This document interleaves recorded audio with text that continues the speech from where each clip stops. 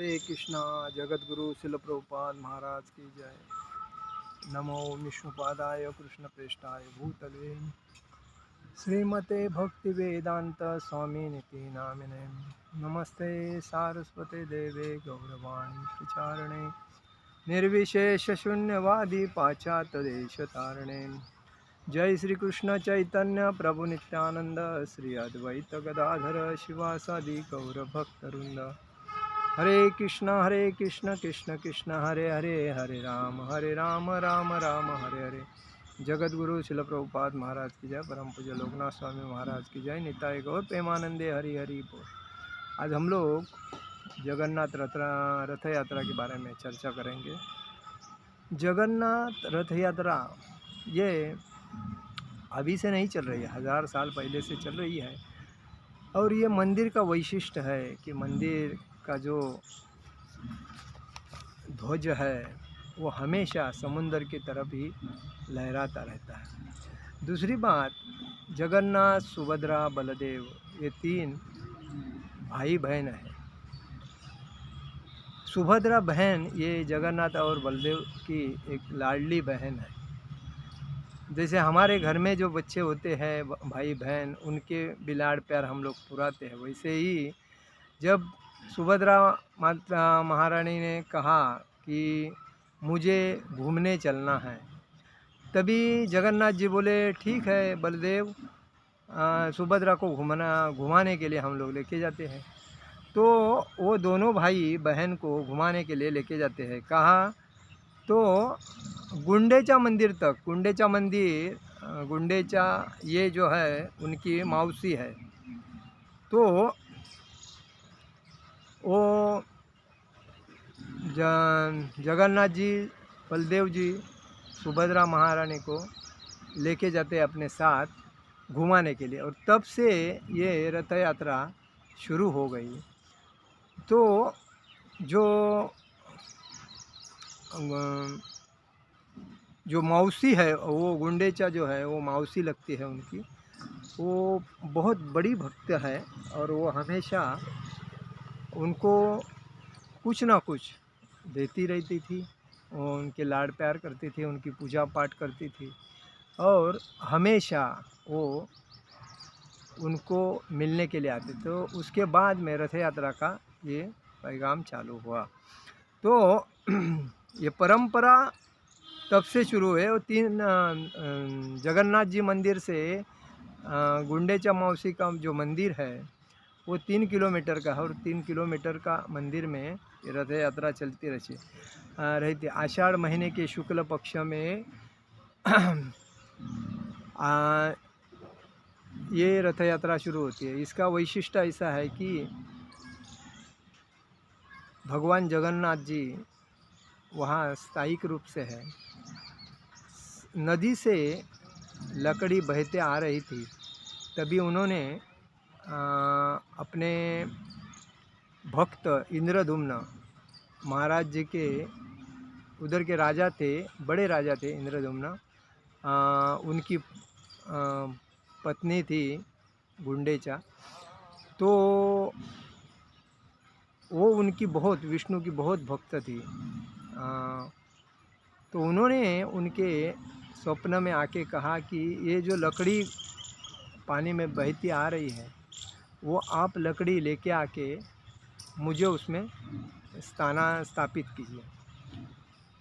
तो उन्होंने अपने राज्य के बहुत से जो सैनिक थे, सेवक थे, उनको लेके जाके वो लाने की कोशिश किया, लेकिन किसी को नहीं आया। जब नहीं आया तभी उन्होंने जो विष्णु के भक्त जो थे, नील माधव मंदिर में से कई भक्त आए और उन्होंने वो लकड़ी लेके उधर लाया। लाने के बाद इंद्रदुम्न महाराज ने अपने जो मिस्त्री थे, कारपेंटर थे, उनको बताया कि इसमें भगवान का रूप साकार करना है, आप उसमें वो काम करो। लेकिन वो लकड़ी में किसी का हथियार नहीं चलता था, मिस्त्री का। तो वो परेशान हो गए। उन्होंने भगवान को कहा ये देखो नहीं हो रहा है, क्या किया जाए। तो भगवान ने वापस उनके सपने में आके कहा कि एक व्यक्ति आके करके जाएगा और उसको आप डिस्टर्ब मत करो, जिस दिन उसको डिस्टर्ब करोगे उस दिन वो चला जाएगा। तो वैसा ही हुआ, विश्वकर्मा बल्कि एक में आए कारपेंटर के रूप में, और वो भगवान ही थे। लेकिन वो आने के बाद उन्होंने पहले बताया था कि देखो, मैं अंदर जाके ये जो सब लकड़ी को मैं भगवान का रूप बनाऊंगा, लेकिन उस टाइम आप मुझे डिस्टर्ब नहीं करना, कोई भी तकलीफ़ नहीं करना। जिस दिन आप मुझे तकलीफ़ करोगे उस दिन वैसा ही छोड़ के मैं चला जाऊंगा। तो इंद्रधुम्न महाराज ने कहा ठीक है, हम आपको तकलीफ़ नहीं देंगे, और सब सुविधा हो गई, सब हो गया। और जब वो 2-3 महीना सॉरी हाँ 1-1.5 महीना हो गया और किसी का आवाज़ ही आता नहीं है, इसीलिए गुंडेचा मतलब उनकी जो पत्नी थी इंद्रधुम्न महाराज की, गुंडेचा महारानी, उनको संशय आया, अरे अगर मेस्त्री है तो लकड़ी का कुछ आवाज़ तो आना चाहिए, कुछ खटखुट होना चाहिए, कुछ भी नहीं आ रहा है। ये उम्र से ज़्यादा मेस्त्री थे, उनका कुछ अच्छा तो बुरा तो हुआ नहीं। वो हिसाब से उन्होंने राजा को कहा कि बहुत दिन से मैं देख रही हूँ ये अंदर जो मिस्त्री गया उसका कुछ आवाज़ ही नहीं आता है, तो क्या हुआ है एक्चुअली। वो व्यक्ति रुद्ध है, कुछ तो अच्छा बुरा तो हुआ नहीं है, तो हमें देखना चाहिए। तो उसी टाइम राजा ने सभी सैनिकों को अपने साथ में लेके आदेश किया कि ये जो दरवाज़ा है वो खोला जाए, क्योंकि वो मिस्त्री क्या कर रहा है कि नहीं तो पता नहीं चलता है।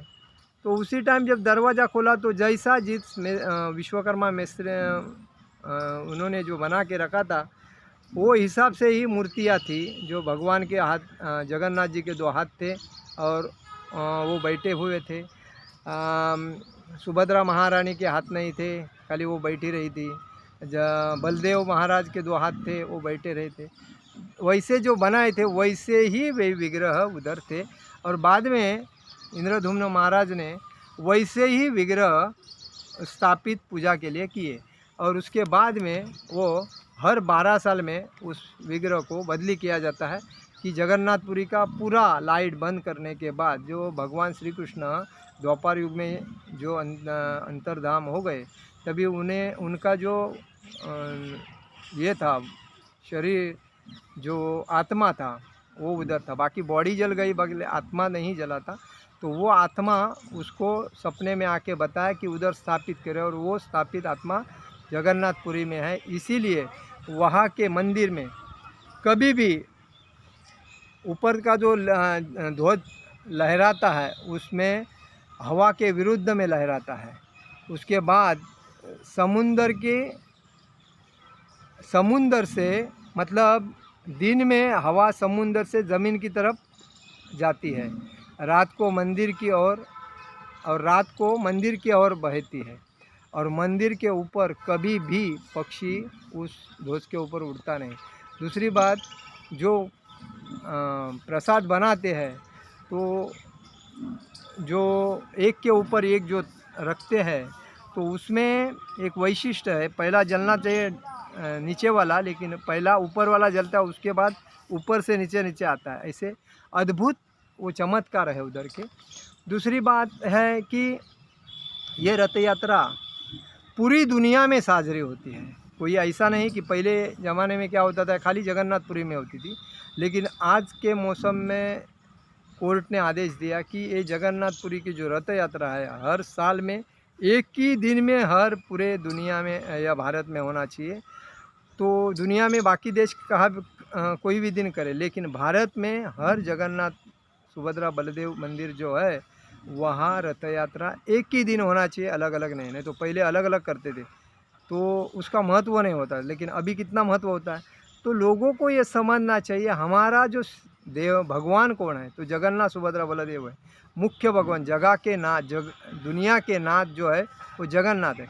तो हमें किसकी भक्ति करनी चाहिए? जगन्नाथ जी की भक्ति। बाकी ये देवता तो उनके नौकर है, तो देवता की नौकरी करके क्या फ़ायदा है?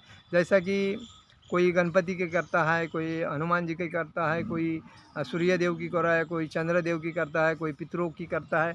तो जैसी जिसकी जिसकी आप लोग भक्ति करोगे उसके उसके धाम में जाओगे।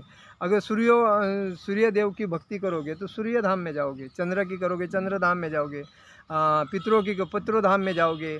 और तो ये बात है, अगर भगवान के धाम जाना है, भागवत धाम जाना है, तो हमें राधा कृष्ण की या जगन्नाथ सुभद्रा बलदेव इनकी ही भक्ति करनी चाहिए। और यही सर्वश्रेष्ठ हिंदू सनातन धर्म की मुख्य वैष्णव जो है, सनातन वैष्णव, ये चैतन्य महाप्रभु ने 550 साल पहले नवद्वीप में आके बताया कि कलयुग में वही आदमी सुखी बन सकता है जो राधा कृष्ण की भक्ति करेगा और उनके धाम में जाएगा। बाकी तो आप किसी की भी भक्ति करोगे तो आप भागवत धाम नहीं जाओगे, उनके धाम में जाओगे। वापिस आपका जन्म हो जाएगा 84 लक्ष होने के बाद, तो वापिस ये कलयुग में वापिस आपको, क्योंकि कलयुग 4,32,000 साल का है।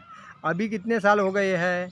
अभी मतलब हो बाकी अभी तक 4,27,000 साल बाकी है। तो इतने साल में कितने बार जन्म होएगा तो बोल नहीं सकता। और इसीलिए व्यक्ति को समझना चाहिए कि हमें भक्ति करने हैं तो कृष्ण राधा कृष्ण की भक्ति करनी चाहिए। तो इसमें दिया है कि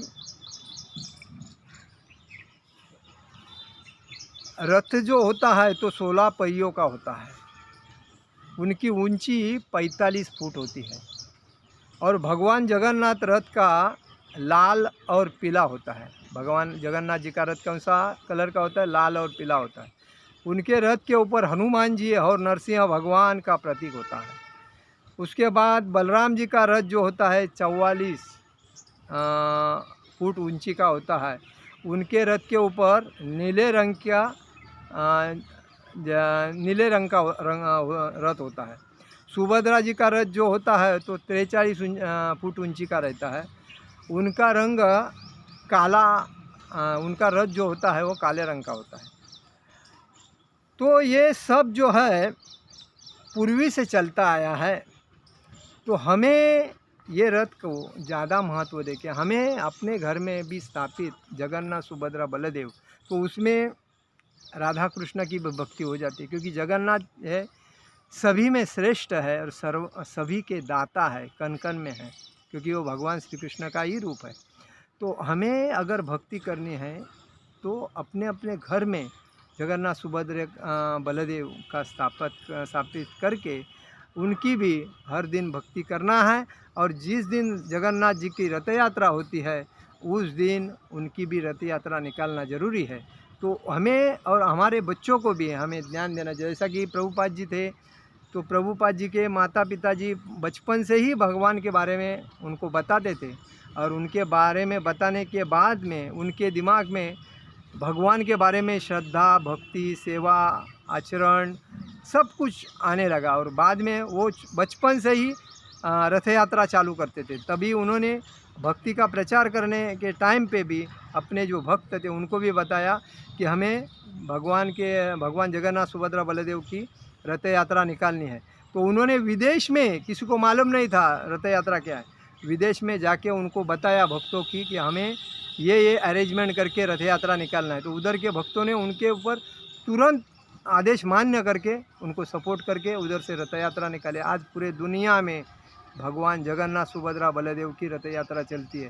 तो हिंदू जो धर्म, ये सनातन वर्णाश्रम धर्म जो है हिंदू, जो इसको लोग बोलते हिंदू, तो हिंदू ये मुसलमान लोगों ने दिया हुआ नाम है। क्योंकि वो लोग हिंदू धर्म को कम लिखते थे और ख़ुद को ज़्यादा लिखते थे। तो हमें ये समझना चाहिए कि हम सनातन वर्णाश्रम धर्म के लोग हैं। तो हमें धर्म का आचरण कैसा करना चाहिए? तो ब्राह्मण, क्षत्रिय, वैश्य, शूद्र ये आचरण करना चाहिए। ब्रह्मचारी, गृहस्थ, वानप्रस्थ, सन्यासी ये वर्ण आश्रम है। तो ये आश्रम का भी हमें आत्मसात करना चाहिए। मेरे पिछले प्रवचन में मैं बताया इसके बारे में, आप देख सकते हो। तो कहने का मतलब है हमें जब जगन्नाथ सुभद्रा बलदेव इनकी जब रथ यात्रा होती है तो हमारे पूरे परिवार को लेके उसके अंदर शामिल होना चाहिए और आनंद लूटना चाहिए। और हमें हमारा जो पोशाक है वो पैंट शर्ट नहीं है, हमारा पोशाक है धोती कुर्ता और शाल। दूसरी बात, माता जी लोगों का जो पोशाक है साड़ी चोली है। और अपना जो ये वैष्णव तिलक हमारी शान है, तो भले वैष्णव रहे या भक्त रहे, हमें अपना सनातन वैष्णव वर्णाश्रम धर्म का आचरण करने के लिए कभी आगे पीछे नहीं देखना चाहिए या शर्माना नहीं चाहिए, बिंदास करना चाहिए। तभी लोग हमें मान्य करेंगे। और हम जो बोलते हैं ना सनातन वर्णाश्रम हिंदू राष्ट्र, तो वो तुरंत हो जाएगा, कोई बड़ी बात नहीं। लेकिन काम पे जाने के टाइम पे भी हमें धोतर कुर्ते में जाना चाहिए। लोग बोलेंगे अरे क्या यार महाराज हो गया क्या, बोलेगा हाँ महाराज हो गए, ऐसा बोलना चाहिए और वापरना चाहिए। देखो, खुद को बदलने से दुनिया ऑटोमेटिक बदलेगी, लेकिन दूसरे को बदलने को जाएगा तो दुनिया बदलेगी नहीं। इसीलिए हर व्यक्ति ने खुद को बदलना चाहिए। खुद को देखने, एक दूसरे को देख के ही तो दुनिया बदलती है, तो वो हिसाब से बदलने के लिए टाइम नहीं। ठीक है। हरे कृष्ण कृष्ण कृष्ण हरे हरे, हरे राम राम राम हरे हरे। जगत गुरु शिल प्रभुपाद महाराज की जय। परम पूज्य लोकनाथ स्वामी महाराज की जय। निताय गौर प्रेमानंदे। हरि हरि बोल।